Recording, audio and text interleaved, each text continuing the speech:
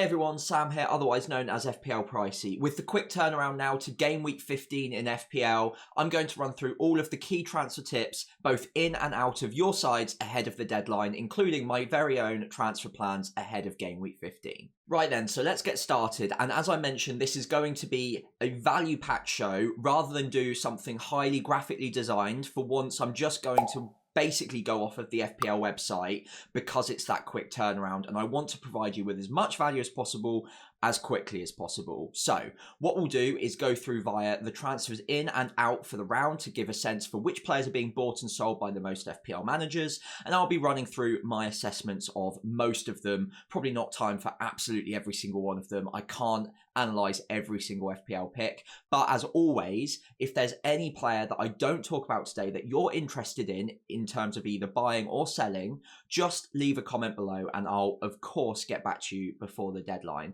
Starting off very quickly with the keepers, it's not the most hot topic right now, but a quick section on the keepers is probably handy. Now, I've got Raya in goal, 2 clean sheets in the last 3 now for Raya, and the data for the last 9 or 10 game weeks has looked pretty decent. In fact, in the last 9 game weeks, Arsenal have conceded less than 1 XG in the match in 6 of those last 9 games. So, whilst clean sheets have been a little bit hard to come by with Arsenal defence, they have gotten a bit better recently at keeping out the opponents, and the underlying data is also looking pretty encouraging too. So, given the fixtures to come, I do still think that Raya, even though he's worth that 1 million extra than a lot of the other keepers, I think what you're paying for there is the data. And I think the data over the rest of the season will be what pays dividends. I think the clean sheets will come. And as you can see here, especially now we've gotten a few of the more difficult fixtures out the way,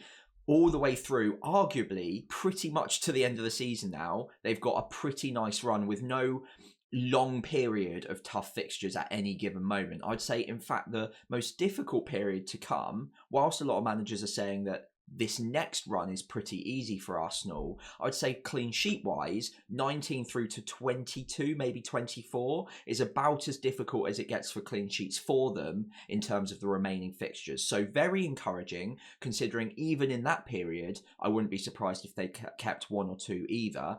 And especially in the next 4 game weeks, Fulham, Everton, Palace, Ipswich, there's definitely opportunities for more clean sheets there. So encouraging signs for Raya owners, but also owners of the Arsenal defence as well, which of course we'll come on to. In terms of other keepers being bought at the moment, Kelleher is top of the list. Now, I would probably say that he wouldn't be a recommended transfer for me now, considering that Alisson isn't a million miles away from coming back. Now, yes, Kelleher has been very decent recently, obviously keeping clean sheets against Villa, against Man City, but I would say that if you haven't got him already, I probably wouldn't be going there now. I don't think he's a long-term hold. Alisson will come back in when he's fit. He is struggling, but it won't be a million miles away now. The fixtures to come are good, but again, I think with Alisson coming back in, I'd much prefer to wait and go towards Alisson if he does come back in pretty soon. After that, another keeper being bought in by a lot of managers already is Andre Onana. He's the top point scoring keeper so far this season.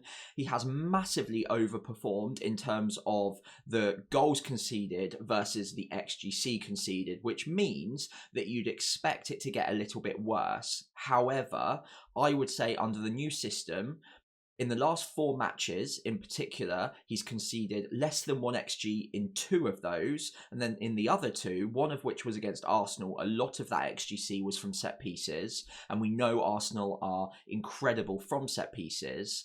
I do think Onana is still a pretty good buy, if not for right now, in a couple of game weeks, around about game week 17 as well. Now, I'm going to skip a few keepers here because we don't want to spend ages on this section, but if I was to buy a 4.5 million goalkeeper right now, and you're in the market, I'd probably be going with Bart Verbruggen. Now, again, Brighton have been far from impressive defensively, but at 4.5 million, there aren't many keepers out there that I would say I'm highly confident on. Flecken has been frustrating. Brentford haven't been keeping clean sheets at all really this season, but he is good on save points. I wouldn't say that he's a must sell, but they do have some pretty tough fixtures to come. Whereas with Brighton, whilst the defensive data isn't great, they do have a little period now. In fact, I'd probably argue all the way through to about 8th of March, game week 28. They've not really got a long period of really tough fixtures. Like I mentioned with Arsenal, their tough run is probably 18 to 20 in terms of keeping clean sheets. Brentford, Aston Villa, Arsenal. But again, it's a goalkeeper. He's 4.5 million. You're not expecting clean sheets every week. You're hoping for save points and the odd clean sheet there. In terms of the transfers out for goalkeepers, top of the list is Emi Martinez, who actually came back from injury immediately in game week 14. That was a bit of a surprise, and I would say that the reason he's been transferred out by a lot of managers is for that reason. However, because he's back, Southampton at home, followed by Nottingham Forest, I probably wouldn't be selling him now. Sanchez was unfortunate. Now, obviously, I don't think anyone really expected a midweek rotation against Southampton. Whether or not that's form or just rotation is a key debate now. Now, obviously, they conceded against Southampton, but they played pretty well overall. So it might be the case that Sanchez misses out again. I wouldn't be highly confident on that. Although, because it's that midweek fixture, because Chelsea did rotate a lot in their side elsewhere, we'll come on to that obviously, Sanchez might come straight back in. So again, I probably wouldn't be rushing to sell him from your teams. He's not highly owned anyway, but a player that maybe I'd be keeping a watchful eye on. Now, long-term, not a player for right now at all, but long-term, Jordan Pickford, I really like. Some really tough fixtures to come over the next period. I'd say probably all the way through to game week 23 now. You're probably not banking on too many clean sheets in that run. But overall, Everton have been pretty impressive defensively. He does get save points, and I think they've kept the same amount of clean sheets now, 5 this season, as Arsenal. So again, a little bit more of a cut price way into a goalkeeper who does keep clean sheets, but not a buy for me right now, considering the fixtures to come. Right then, so moving on to the defenders, and the top players in this week are tending to be the more expensive ones from both Liverpool and Arsenal. Now, Trent Alexander-Arnold is a player that will be of interest to a lot of FPL managers over the next run, considering the fixtures to come. Just look at that sea of great fixtures, even the Spurs away game, the toughest one on paper, all the way through to game week 25 now, is, again, not one that I'd be particularly scared of if I was owning an attacking Liverpool asset. And Trent, whilst he's classified as a defender, the data does speak volumes, and he does always have a good chance of an attacking return. Now, when those attacking returns come, can be a little bit frustrating. Now, all season long, we've only seen one attacking return, one assist in game week 5 against Bournemouth, which, considering the underlying XA data in particular, running at about 1 in 3, so 0.32 XA per 90, you'd expect, I would say, well, in fact, we can run the data now because FPL do it for us. You'd have expected 3.4 assists on average across the season so far. However, until this game week, he'd been significantly underperforming that.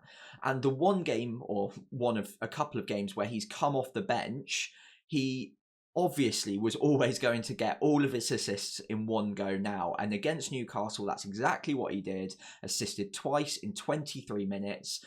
Almost nobody has him at the moment, so that's absolutely fine. But if you went there, at least he came off the bench and he vindicated that decision to bring him in for this game week, even though he was benched. So congratulations if you've got him early, because I think now the rest is out of the way, the midweek fixture is out of the way, and I'd expect him to start the majority, if not all, of these games to come, especially now with Connor Bradley out until the new year as well. Kwanzaa at right back just doesn't seem to be working. I wouldn't play Joe Gomez there either, personally. I'm not Arne Slot, by the way, in case you hadn't noticed, so I have very little say on the matter. But Trent Alexander-Arnold, I would think, is going to get very good minutes over this Christmas period now that we've seen what the alternatives are and he's had his rest. Now, the data's great, the fixtures are great, and actually, when you look at Trent's price historically, I would say 6.9 is incredible value for money for what he provides, especially now considering Liverpool defensively and the data that backs them up this season is far improved to what we've ever seen before under Trent Alexander-Arnold's years in the Premier League under Klopp. So I really like Trent. Under the same vein as well, I like Van Dijk. Now, the problem with Van Dijk is the data just really isn't there. He's gotten 1 goal, 1 assist so far, but off of 0.08 XGI per 90, he has been slightly fortunate to get that, and I wouldn't be expecting tons and tons of attacking returns. But if you need to save that extra 0.5 over Trent and you can't quite get there, Van Dijk could be an alternative that kind of fits into your plans a little bit easier, but you are sacrificing that goal threat. Now, in terms of the other defenders you could be bringing in this week, it is all about Arsenal, really. In fact, 3 of the top 6 are Arsenal players. Gabriel, I would say, is unfortunate. We'll come on to him in just a moment's time in the transfers out. But Saliba has finally got his goal. I think it's no coincidence that the week that Gabriel is out of the side, both Saliba and Timber are getting on the end of corners because they had no alternative. They can't be looking for Gabriel, who is their strongest in the air from set pieces. So they had to go with the likes of Saliba and Timber. In fact, even Saliba's goal wasn't really intended for him. It kind of got deflected and then off of, was it his backside? I'm not really sure. So I would say with both of those players, Saliba in particular, whilst I think the value is there in terms of clean sheets, and we've already spoken about the fixtures to come for Arsenal in the goalkeeper section with Raya, they are incredible. The defensive data is very, very good and improving as well. 6 in the last 9, under 1 XGC per 90, remember. Whilst I think that that is all fantastic news, Saliba, his data so far, and the fact that when Gabriel comes back in, he will be the focus for those set pieces. I think Saliba's just going to tick along nicely. He is a 90-minute man. He will play every week he's fit, so no problem with him whatsoever. But I wouldn't get overly excited by him because the goal threat is going to go down yet again. Now with Timber, I think there's a little bit more to it than that. Now Timber also has open play threat and he's a bit cheaper as well. 5.6 could be that cut price weight into the Arsenal defence, and he's been linking up really well down the right hand side with Saka and with Ødegaard in that little triangle, and they've been creating those overloads towards the left back of the opposition in open play. Now that doesn't always lead to Timber getting into advanced attacking positions, but what it does do is means that if he's the spare man in the triangle and he can get a cross in, he's got that better chance of an assist from open play, as well as a little bit of goal threat from set pieces as well. So again, considering the minutes recently, 90 in the last 2, and actually 90 in 3 of the last 4, I wouldn't go as far as to say that he's a lock, but with the injuries that Arsenal have in the back line, Ben White in particular, I think Timber has really stood up. He's become a very important player to them, and I would say there's no doubt about it now. He is in their first choice 11. So I would say at 5.6 million, he's a very interesting buy right now. Outside of that, one of the key players being bought in by a lot of managers right now is Wan-Bissaka. I'm really sorry, I just don't think I can recommend him at the moment. Although he's 4.5 million, the data just isn't that great. And yes, 2 goals in the last 3 game weeks maybe highlights the fact that he is getting forward a little bit more than we saw at Man United. But even in those games, I think there was one good chance that he tucked away against Arsenal. But outside of that, he's not really had many shots on goal. In fact, I think he's had 4 or 5 shots on goal across the entire season, and the majority of those have been very low XG chances. So I think that what we've seen there is a little bit of a small sample size, flash in the pan couple of goals. He might get 1 or 2 more across the season, and who knows, he might get lucky and just get bags and bags of them in the next few game weeks, especially considering over the next 4 it's a pretty good run. But West Ham have been pretty poor recently, conceding a lot of goals, and at the end of the day, if you're not expecting an attacking return every single week, if they're not keeping clean sheets regularly, then Wan-Bissaka isn't going to be a player that you're too happy with in a few game weeks' time if he's got in a string of 1s and 0s. Now, the one player at that price point I would possibly recommend right now is Kirkez. Now, we haven't seen him play in game week 14 at time of recording. He's got Tottenham tonight on Thursday evening. But after that, it's a lovely run all the way through to game week 21. And at 4.5 million, I think he does supply that attacking threat, especially from assists. So 0.09 assist threat per 90. That's not incredible, but it's not terrible either. And for a 4.5 million asset who will keep the odd clean sheet here and there, they're not amazing defensively, please don't get me wrong, but Bournemouth have been far more impressive overall this season than West Ham have been, and the XGC per 90 is far better as well at 1.29. So I would go as far as to say that Kirkez would be maybe the 4.5 million defender of choice. Now, another defender that would have been interesting would be either Ashley Young or Mikalenko, but unfortunately, as I mentioned with Pickford, the fixtures to come just aren't looking good enough for me to be buying an Everton defender right now. Elsewhere, there aren't a lot of transfers being made in the defence right now. We'll come on to the transfers out because I think that is important. The top of the billing at the moment are the two centre-backs, Konate, who is out for a while, unfortunately, hence the surge towards other Liverpool defenders. If he was fit, at 5.3 million, I think he would provide really good value for money, but we think he's out for quite a while, so he's a definite sell. Gabriel, after that, I think was more of a precautionary thing in game week 14. Very annoying, considering they kept the clean sheet and Arsenal were very effective from set pieces. You'd expect Gabriel to be the beneficiary of that. But now that he's had that precautionary rest, with the fixtures to come, I wouldn't be selling him. If he, for whatever reason, doesn't start in game week 15, maybe it's a little bit more of an issue than we currently suspect it is. But with the fixtures to come, with the underlying attacking data at 0.15 XG per 90, that is very, very good for a defender. And I would expect a couple more goals across the season for him. Not every week, but the clean sheets mixed in with the goal threat, I think he still makes a very, very good fantasy asset. And whilst it's been frustrating owning him, I think I will be holding on to him. After that, Gvardiol came back into the starting lineup, got the clean sheet, finally, and honestly, now that he's had his rest, you would think it's a rest now against Liverpool. He is one of their best defenders. His attacking data is actually really, really good for a defender as well. 0.25 XGI per 90. And City's fixtures are looking pretty good now over the next stretch too. So I wouldn't be selling Gvardiol either.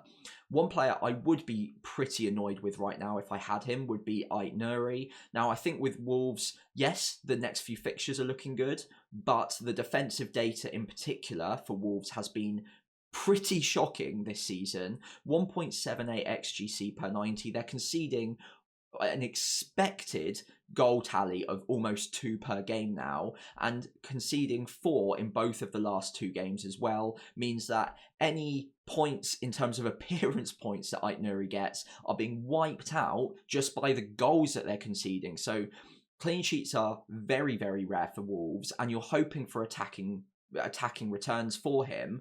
The problem with Ait-Nouri is in 2 of the last 4 games, he hasn't even got a shot on goal. And the shots he has been getting, if you look all the way through back to now game week 7, he hasn't had a single game where he's mustered over 0.1 XG. So the shots he is getting are of a low quality or low percentage chance of going in as well. So 4.9 million, look, he's not a definite sell considering the next 3 fixtures. They are very promising and he could get points, but over the long term, over this patch of fixtures in particular, 18 through to 26, I would be looking at a route out of him in the next couple of game weeks.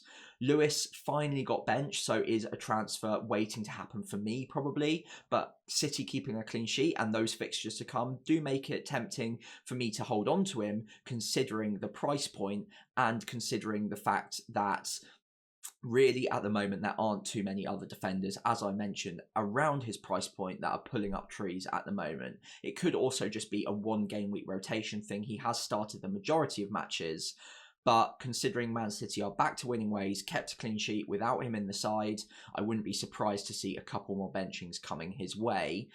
But whether or not he's an immediate sell really depends on whether you think this was rotation or if it was more of a permanent system change and Lewis just kind of being a scapegoat for their recent form. I would think that it's probably more likely the latter, and that Lewis isn't as secure as he used to be. But considering Crystal Palace away from home in the next game week and the fact that he has now had his rest in midweek, there is a decent chance that he comes back in for that one. So maybe he's a player you can hold on to for just a week. Right then, so into the midfield, and lots of interesting moves being made around the midfielders right now. The premiums are always going to be hot topics to talk about. So let's have a quick summary of them at the start of this section. Top of the list in terms of the transfers in this week are Saka and Salah. Starting with Saka, very frustrating not to get an attacking return against Man United. But what I would say is the data is still very strong. He's gotten 16 attacking returns so far this season. And as I've mentioned in previous sections, the run that Arsenal have now makes Saka a very easy hold, arguably all the way through to the end of the season even, but definitely in the short to medium term as well.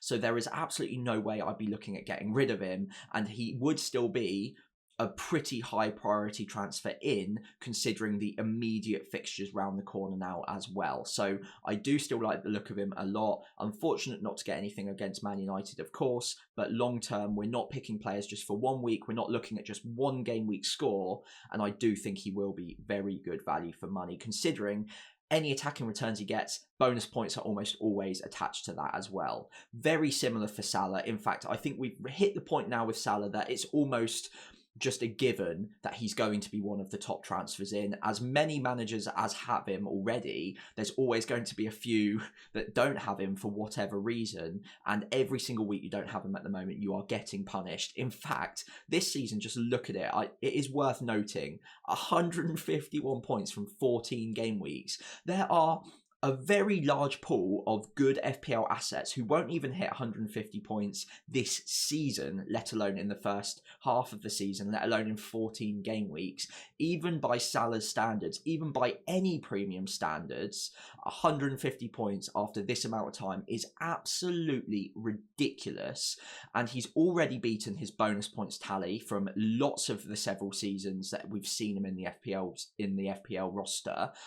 And in the last few game weeks, this run of all the way back to game week 8 now of goals in every single game. In fact, in most of these games, all bar 2, he's gotten at least 2 attacking returns. It seems almost a given now that he gets at least a goal and an assist in every single game he plays. Just an absolutely ridiculous player. Double-digit hauls in, what is it? I think 10 of 14 game weeks so far this season, which again is absolutely unheard of. The data is almost XGI of 1 per game, so he is overperforming, but we've said that about Salah for about 5 or 6 seasons now, so I wouldn't expect that to change anytime soon necessarily. And like I mentioned beforehand in the defender section, the fixtures are just too good to ignore now over a very long stretch. So for me, Salah, it makes a lot of sense that he's gone all the way up to 13.2 million. I wouldn't stop buying him now. Palmer, the final premium I want to quickly mention. I would think a little bit unlucky not to get more than he did against Southampton. That was a very open game. Southampton with 10 men for the majority of the match. And 1.49 XG against Southampton does maybe indicate that he was a bit unfortunate not to get more than he did. So if you own Palmer, yes, okay, it's frustrating if you captained him and he didn't explode to the level that Salah did, but he still got a goal, and I would still say he's a very decent hold at 11 million. In fact, even better fixtures than the likes of Liverpool have or Arsenal have on paper all the way through past Christmas now. So again, 11 million, it is getting more expensive, but I absolutely think that if you can do it, having all 3 of them is going to pay dividends, and you never know when either one of them is going to go massive in any given game week. And considering their creative threat, their attacking threat, they're so good on the bonus points. Any goal, any assist is very likely going to come attached with some bonus points. They're just going to punish you every single week you don't have them. And I learned that the hard way as well. I went quite a worrying period without any of them in my side. Now I've got all 3, and I'm very thankful I do so.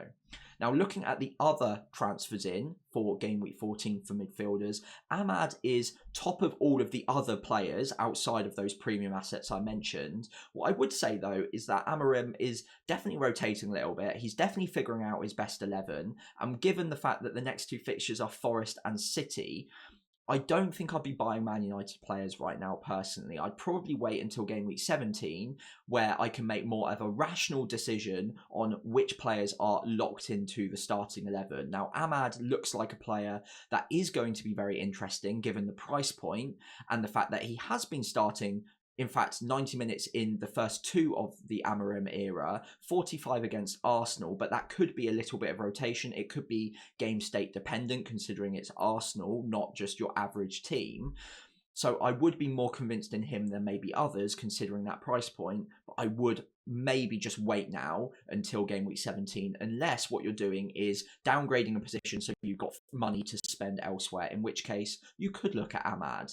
However, another player around that price point you could be looking at that I am becoming more tempted by is Enzo Fernandez. Now, he is a player that maybe historically hasn't got great data. He has, on the majority anyway, played as a defensive midfielder, or at the very least, I suppose, a box-to-box midfielder. But he's playing much more advanced now in this new Maresca system, almost alongside Palmer at times.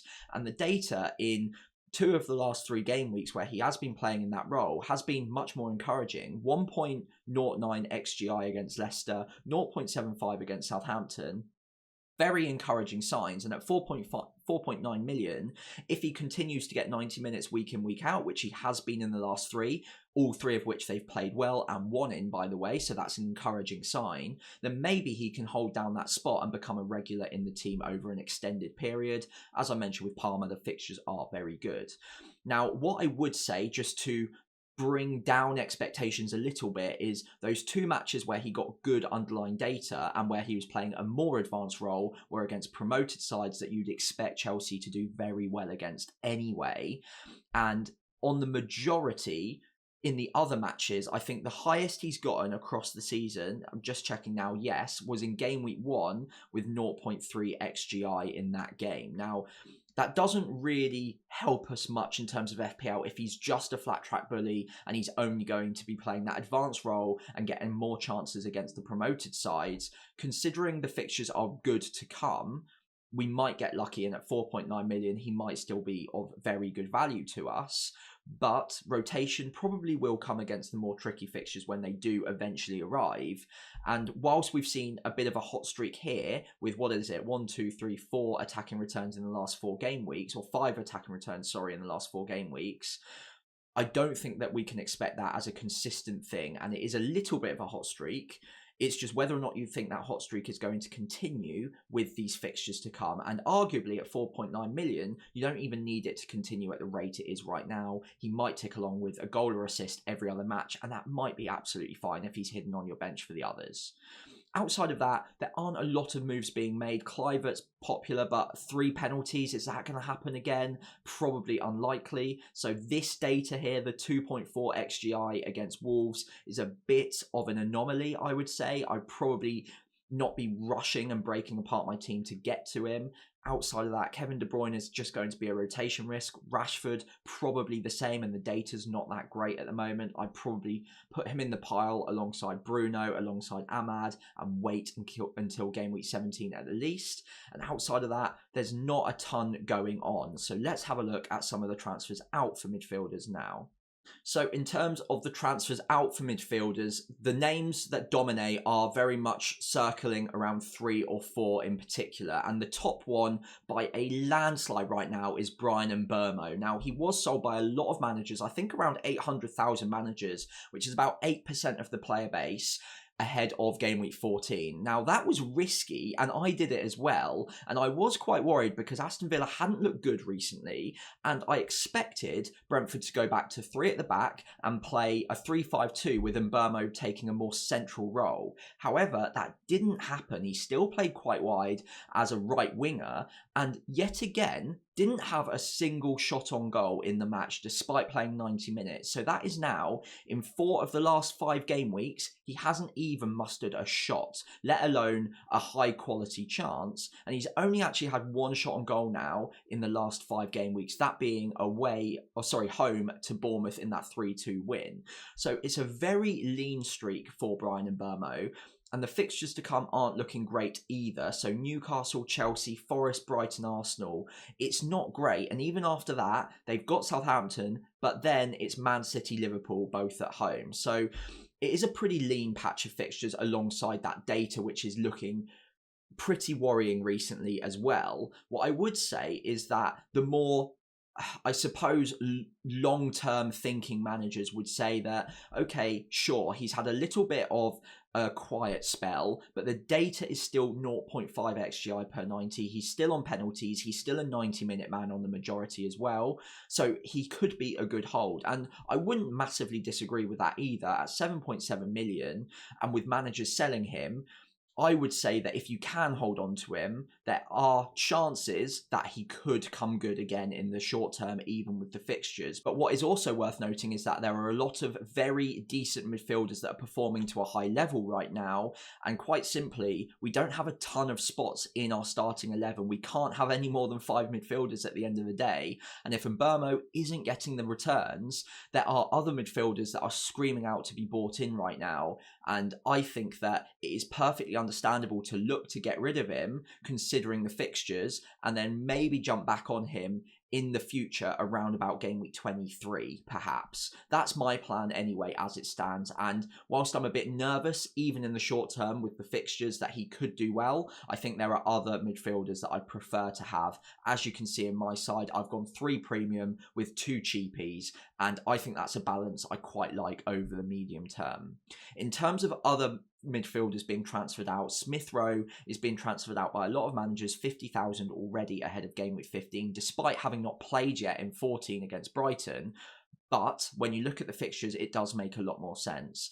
Arsenal, followed by Liverpool, followed by Southampton, which is nice, but sandwiched between Arsenal, Liverpool and Chelsea, it's not a great run. And Smith Rowe, in terms of the data, has been very frustrating as well. Another player that has regressed from the start of the season and now has an XGI per 90 across the season of just 0.32. Now, especially in the last few, when the XGI has been very small, we've seen a lot of managers jump off of him, and I would say that it is perfectly understandable to do so, considering, again, there are other players around this price point who are performing pretty well, and those midfield slots are at a premium right now. So again, completely understandable. I would probably advise selling.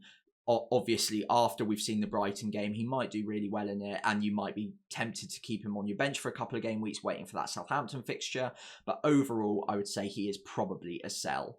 Elsewhere, Luis Diaz is sold by almost 50,000 managers again. Didn't start against Newcastle. I think what we're seeing with Luis Diaz alongside other Liverpool attackers barring Salah is you will see rotation. You will see the odd game week where they do come off the bench. And considering the congested fixture period now, I wouldn't be surprised to see that continue with most of their forward line. So with Luis Diaz in particular, at this price point, that is far too risky for me to hold on to. So again, I probably would be looking to get rid of him. Look at those minutes across the season. It's just in, out, in, out, in, out. It's just not good enough for someone at this price point. So discarding the fixtures for just a minute, I would say he is probably a sell as well.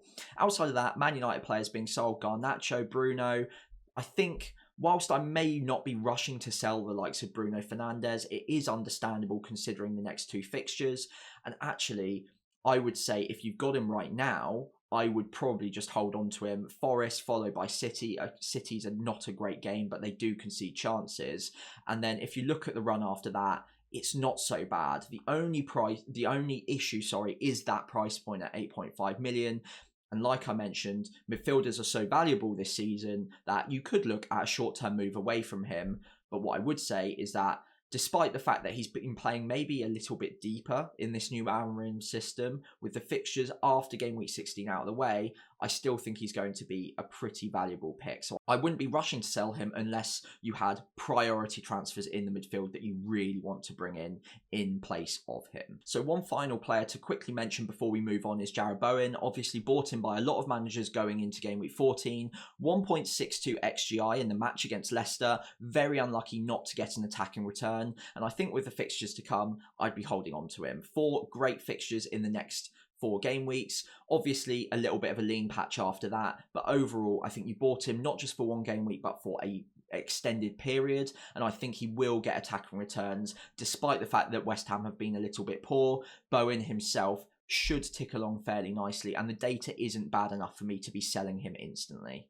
Right then, so into the forward line, and again, plenty of movement happening between your 3 forward spots at the moment. I'm sure I've made a lot of forward transfers in the last few game weeks, and none of them have really paid dividends just yet. However, top of the billing at the moment is Ollie Watkins. Now, goal and assist last night against Brentford, but yet again, we're seeing him being brought off early, and that will be a worry to managers, considering the fixture run to come with a lot of tight turnarounds. Obviously they've got Champions League football and some midweek Premier League fixtures to come as well. But the next 2 fixtures, especially that home game against Southampton, I can understand why he's being bought by a lot of managers. And the data, if you go by per 90, is looking pretty good. 0.73 XGI. And crucially, I think the reason that he is being bought by a lot more managers all of a sudden is because he's on penalties, which previously he hasn't been. And we've been waiting pretty much all season so far to see whether Ollie Watkins does actually get that responsibility at any point. He has finally been given it yet again, and obviously burying the penalty against Brentford, you would expect him to stay on them now for the foreseeable, and will be another route to points for him as a striker. 9 million is pretty expensive, and not every manager is going to be able to get there. And the off-putting fact will be that he's not guaranteed 90 minutes like he was last season, especially with John Duran as a very able deputy during this pretty congested run. But if you do want to chance it, he's already got 10 attacking returns this season. Now he's on penalties as well, and the data is good. I do understand it, especially with Southampton at home in game week 15. Now, I haven't really spoken about Southampton yet. Obviously not. They're not very interesting as fantasy assets. But in terms of targeting them, the Chelsea game was absolutely horrific. Over 5 XGC conceded, but they were missing the majority of their decent players. They played a lot of the match with just 10 men as well, with Stevens being sent off. That is his 2nd red card of the season, so he'll miss quite a few game weeks now. But Bednarek is probably coming back in again. You've got Harwood Bellis coming back in. You've got keepers recovering from injury fairly soon as well. McCarthy might come back in. And you've got Dibbling also back in, as well as Downs. So they will be a little bit stronger now against Aston Villa than they have been against Chelsea in the previous game week. So whilst they got absolutely battered in that match, and they're still not a good defence, they will concede chances, they will concede goals, they will be marginally better, you would think, against Aston Villa than they were in the previous game week. So just one to note there. Now, in terms of the other transfers in, Nicholas Jackson, despite not playing, I would assume that the majority of the 44,000 transfers in for him were made before we heard that he was benched against Southampton. Now, I was very frustrated as someone who bought him for a -4 for Alexander Isak, who was supposedly injured, but obviously played 90, got a goal, got an assist. We'll come on to him in a moment's time. And Jackson didn't play a single minute against Southampton. However, I've got mixed emotions about this, because what it does mean is that he's almost certain to play against Spurs, who are themselves a pretty ropey defence at times. And this fixture run to come, especially now he's had his rest, I would expect him to come back in. He has been one of their best players this season. 8 goals, 4 assists already. He is no doubt in their strongest 11. So whilst it's very frustrating he got his rest against a weakened Southampton, the fixtures are still good to come, and I would expect him to come good. So I am going to be holding on to him. I do think that he'll be almost, I haven't actually checked this, but I imagine he'll be one of the top transfers out as well. But I wouldn't be selling him considering the fixtures to come and the fact he's had his rest. Yes, he's on 4 yellow cards, but every week that he doesn't have that 5th one is another week where he's basically just that slight bit more differential in your side if you've got him. And like I said, he's had his rest now, so I would hope that he comes straight back in against Spurs. Matheus Cunha is one that surprised me in the last couple of game weeks, not getting any attacking returns against Bournemouth and Everton. As a manager who doesn't own him, I was very scared of him.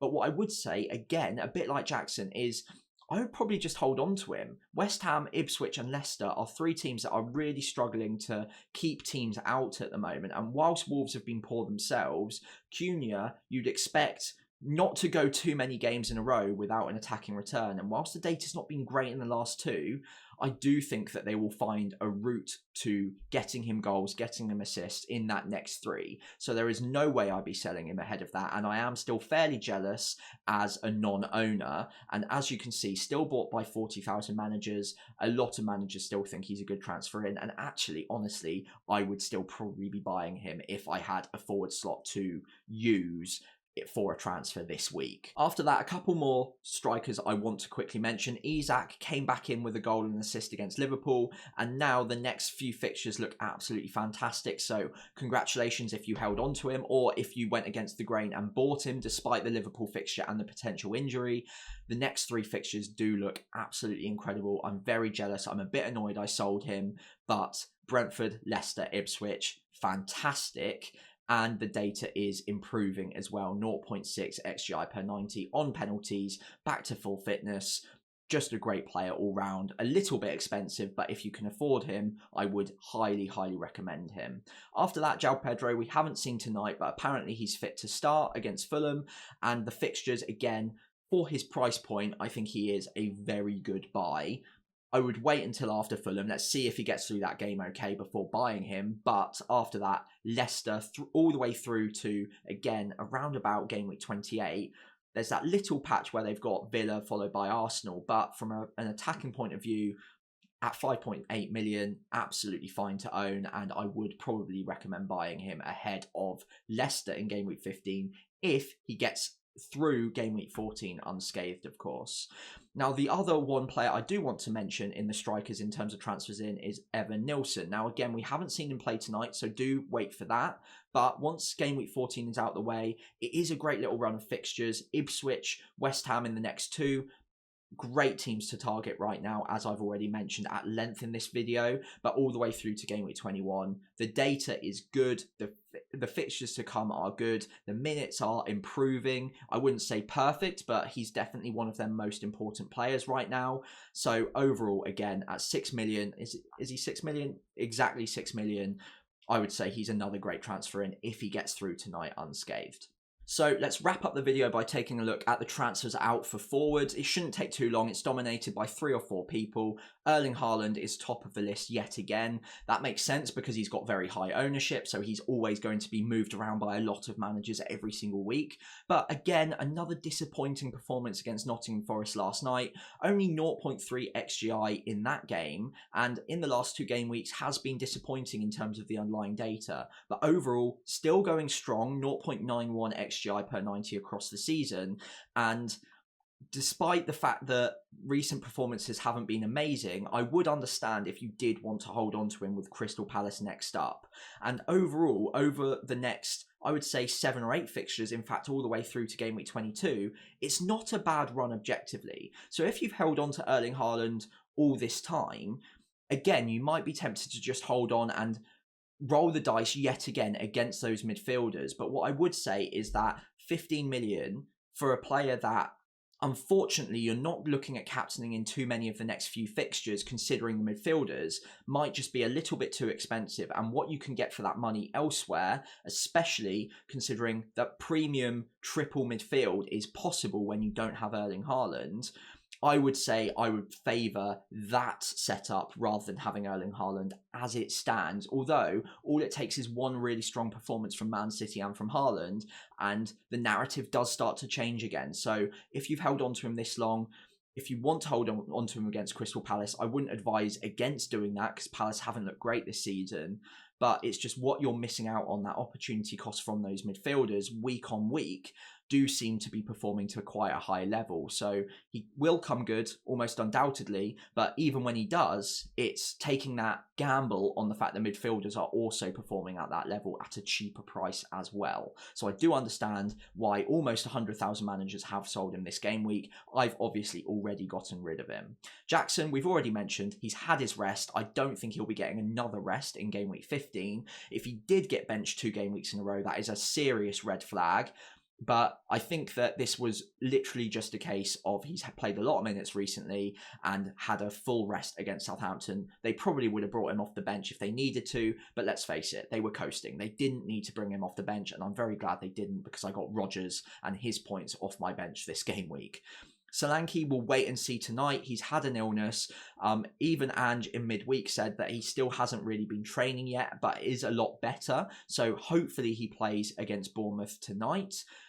If he doesn't, and it's more of an extended illness, then possibly a transfer out. But considering the amount of managers who have transferred out, I would actually be saying that he is still a decent hold. Okay, yes, it's Chelsea next up, but after that, it's Southampton away from home. So if you've held on to him this long, and only 10% of managers have, so I am in the minority here, the data's still not bad. We know he's got the explosive potential, and Spurs' underlying attacking data is still very, very good.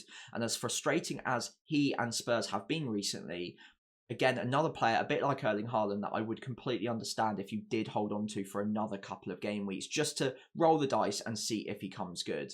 Outside of that, I think we've mentioned most of the key transfers in and out for all of the different positions now. Hopefully you enjoyed my assessment of the moves that are being made. I'm personally not looking at making any transfers ahead of game week 15, but let me know in the comments below what moves you're looking at making, and importantly, if there are any players at all that I haven't mentioned in today's video, do feel free to leave a comment below and I'll try and get back to you before the deadline. If you could leave a like and subscribe to the channel, that'd be greatly appreciated as always, and I'll see you as we start locking in my team with my team selection video towards the end of this week. Good luck in game week 15, and I'll see you soon.